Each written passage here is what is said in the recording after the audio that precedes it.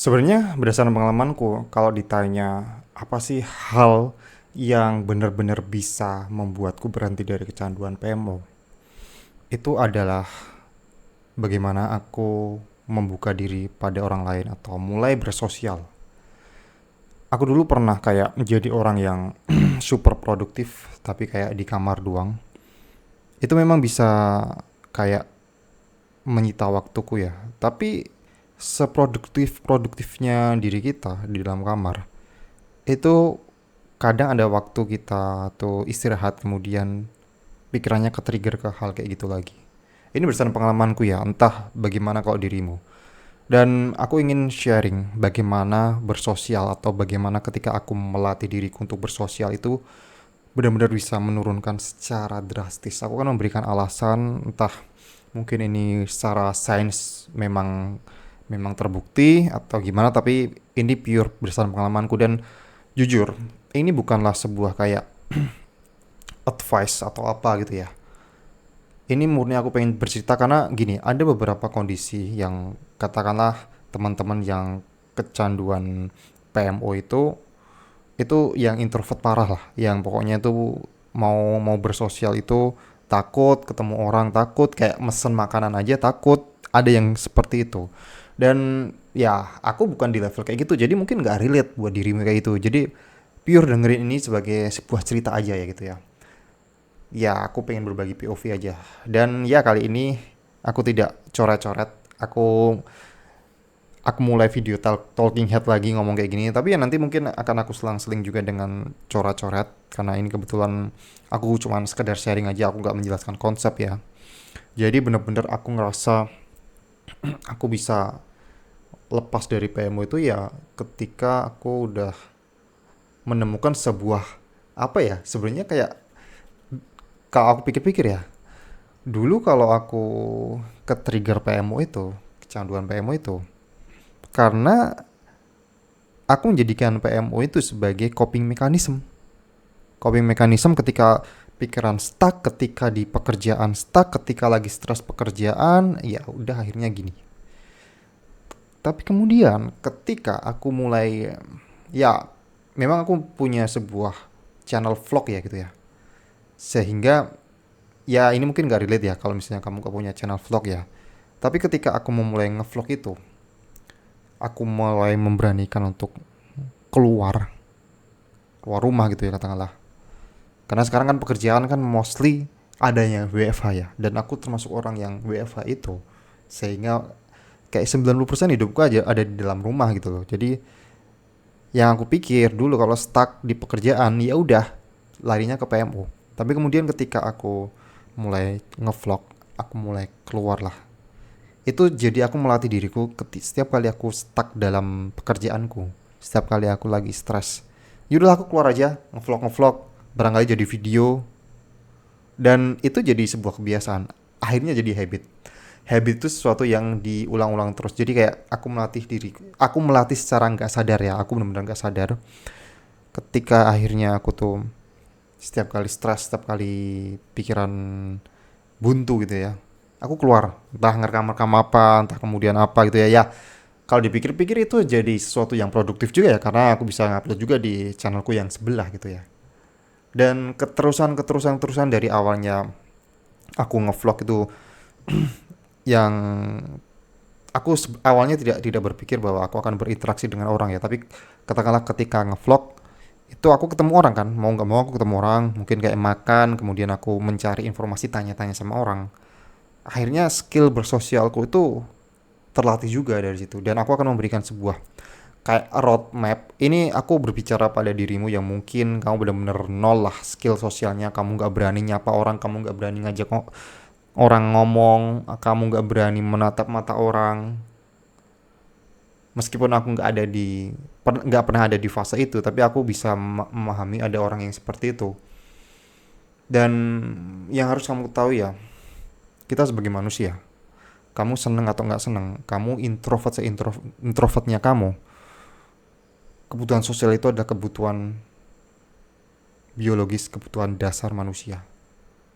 Ini harus kamu ketahui, dan aku ngerasa benar-benar perbedaannya luar biasa gitu ya. Jadi kayak aku punya pelarian. Ada sesuatu yang dulu aku hampa. Yang terjadi gini lah, kalau aku stuck, aku stres dalam rumah, kemudian aku keluar, entah itu ketemu siapa, entah itu di jalan atau motoran atau apa gitu ya, aku balik-balik pasti happy luar biasa, pasti senang. Asal nggak ada pengalaman yang buruk ya, asalkan kayak pernah kayak motorku bocor, kemudian apalagi ya dulu ya, kehujanan gitu, ya mungkin mungkin itu jadi nggak enak. Tapi mostly 90% lah, 95% bahkan itu happy. Apalagi kalau ketemu orang, apalagi kalau ngobrol. Berdasarkan pengalamanku ya, aku ngobrol dengan bapak-bapak random, kamu bisa cek di videoku di channelku yang utama, itu bener-bener wow, menyenangkan sekali, bener-bener kayak dopamin, oksitosinnya itu seneng gitu. Nah ini mungkin ya nggak tahu ya, kembali lagi mungkin karena dasarnya aku tuh suka ngobrol dengan orang. Aku merasa ternyata aku suka ngobrol dengan orang yang dulu aku juga nggak berpikir aku bakal suka. Dan ternyata ketika kita mendengar cerita orang lain, mendengar pengalaman orang lain, mendengar pengalaman bapak-bapak, itu menyenangkan. Itu yang ku alami. Dan itu jadi kayak apa ya, coping mekanismeku ketika suntuk aku keluar. Suntuk aku keluar. Entah mungkin di Indomaret atau di mana. Kalau ada orang aku ajak ngobrol. Nah, ini dia mungkin yang paling sulit ya. Gimana cara ngobrol dengan orang asing gitu ya? Gimana cara cara untuk memulai obrolan? Nah, ini yang mungkin teman-teman yang kayak mungkin dirimu juga bingung. Salah satu cara paling mudah untuk connect dengan orang lain itu bukan dengan ucapan, bukan dengan obrolan verbal, tapi dengan body language. Oke? Okay? Dengan body language ini yang ku alami. Ini ini mungkin ada penelitiannya, mungkin memang terbukti secara teori, tapi aku membuktikan ya. Body language paling kuat adalah ketika kita tersenyum. Oke? Okay? Ketika kita tersenyum, orang otomatis akan membalas senyuman kita. 99% orang yang aku ajak senyum duluan, pasti mereka akan membalas senyuman. Itu yang udah aku buktikan di vlogku berulang-ulang ya. Setiap hari aku temu orang, pasti ketika aku senyum, mereka pasti ikutan senyum. Kayak kalau kamu cari mungkin ada ya, kayak penelitian atau risetnya bahwa senyum itu adalah sebuah body language yang menular. Orang disenyumin biasanya senyum. Karena itu juga terjadi pada diriku. Kalau ada orang senyum, pasti aku akan balik senyum juga. Dan ini benar-benar aku praktekkan yang benar-benar terjadi kemarin yang lucu gini. Aku naik motor. Terus kemudian ada di jalan tuh ada bapak kayak pakai seragam korpri PNS. Itu lagi di jalan itu ya. Oke. Okay. Kemudian aku nggak kenal orang itu.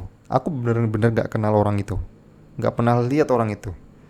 Aku iseng kayak mempraktekkan apa yang udah aku lakukan, kayak memvalidasi lah. Aku kemudian melihat dirinya, aku naik motor melihat dirinya, kemudian aku kayak gini senyum, dianya balas kayak gini juga, dianya balas kayak gini juga, dan aku nggak tahu orang itu siapa. Aku belum benar kayak sok kenal sok deket, dan dia sesimpel kayak gitu. Kalau kamu mungkin belum bisa ngajak ngobrol orang, kalau kamu belum bisa bingung ngajak ngobrol, coba senyum aja. Pertama, senyum, nggak ada salahnya kamu tersenyum. Mungkin kamu takut kalau dikatain so asik atau apa ya, tapi percayalah bapak, pertama, semua di agama apapun pasti mengatakan senyum adalah ibadah. Oke? Okay? No debat. Dan senyum itu ada sesuatu hal yang secara body language, secara bahasa tubuh itu hal yang memberikan vibrasi positif. Cobalah kalau misalnya kamu belum bisa ngajak ngobrol, tersenyumlah. Senyum terlebih dahulu. Itu kamu kalau benar-benar blong nggak bisa ngajak ngobrol, ya udah kamu latihan selama 30 menit. Selama 30 hari, sorry, kok 30 menit sih? Selama 30 hari. Setiap kali kamu di jalan, ini buat orang-orang yang introvert parah ya, yang nolep parah, nggak pernah berani untuk berinteraksi. Kamu latihan senyum, kamu coba senyum yang benar-benar natural. Kayak tunjukkan ketertarikanmu pada dirinya. Berikan senyum yang tulus. Dan aku bisa memberikan kayak garansi, orang yang kamu ajak senyum pasti akan membalas senyum. Kamu bisa komen kalau misalnya itu tidak works, karena aku bisa kayak meyakinkan 99% pasti tersenyum, mereka akan senyum balik. Ya 1% mungkin error lah, mungkin orang itu nggak lihat atau memang lagi banyak masalah atau apa gitu ya, tapi 99% pasti akan senyum. Mau di kota atau mau di desa aku udah praktekkan semua. Yang penting adalah senyum kamu ada senyum tulus, dan ya tujukan kayak kamu respect pada orang itu. Sapa aja, atau ya jangan sapa lah, cukup senyum aja. Dengan begitu secara kita tuh gini loh, kalau kita bersosial kita tuh nggak harus kayak ngomong, nggak harus kayak secara verbal.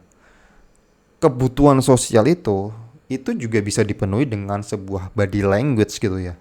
Jadi kalau kita tersenyum, senyum kita disapa, itu juga memberikan semacam apa ya, memberikan semacam dopamin juga pada diri kita, dan secara kebutuhan sosial kita juga terpenuhi. Dan kamu bisa lihat tiap kali kamu merasa kayak urge, tiap kali kamu merasa kayak pengen pengen melakukan PMO, cobalah untuk keluar. Jangan berespektasi terlalu tinggi untuk ngobrol dengan orang asing. Cobalah tersenyum aja. Mungkin di jalan atau di mana gitu ya, pakai klakson gitu. Coba aja. Dan percayalah bahwa kamu akan mulai suka untuk bersosial. Suka untuk keluar gitu ya. Ya ini itu kondisi di mana kamu sedang urge ya. Ketika kamu sudah mungkin udah mentok, mungkin udah melakukan meditasi nggak bisa. Karena ini juga terjadi pada diriku ya, aku udah meditasi nggak bisa. Olahraga juga malah semakin semakin urge. Terus apa lagi ya, baca buku nggak fokus. Akhirnya keluar rumah. Nah itu yang pure pengalamanku. Jadi ya kayak ini hanya bercerita saja ya, mungkin ya tadi akhirnya aku memberikan saran juga ya, tapi itu menurutku bukan saran yang berat lah, bukan sebuah apa ya, call to action atau menyuruhmu untuk melakukan hal yang berat ya. Cukup senyum aja gitu ya. Dan lihatlah keajaiban dari senyum itu. Wow. Ya itu gini lah. Kita tahu bahwa pecandu PMO itu adalah secara energi, secara vibrasi itu negatif. Aku tahu betul. Tapi ketika kita mulai tersenyum, itu akan membuat aura kita lebih bagus. Terlepas 5 menit yang lalu kita itu baru relapse, dengan tersenyum ya udah kayak berpikir it's okay, it's okay, it's okay, aku baru saja tergelincir, aku memaafkan diriku. Ya itu mau kamu percaya atau enggak, itu benar-benar works di aku. Kayak ya udahlah senyum aja, karena itu menularkan energi. Ketika kita bertemu orang, kita di kondisi habis relapse, orang itu mungkin bisa melihat kita dari ketika kita murung, ketika kita nggak senyum. Tapi kalau kita senyum, kayak apa ya, orang itu apa yang kita lakukan, apa yang kita barusan lakukan itu tertutupi itu loh. Kita merasa kayak oke, kita memaafkan diri kita. Tapi ini bukan berarti kemudian kamu jadi kayak nggak apa-apa lah relapse kemudian yang penting nanti senyum. No, nggak kayak gitu. Kalau kayak gitu kamu kapan berhentinya? Thank you, dan kita bertemu lagi di Nanda Coret-Coret. Kita akan coret-coret lagi mungkin dengan menjelaskan konsep. Kali ini talking head dulu ya. Thank you.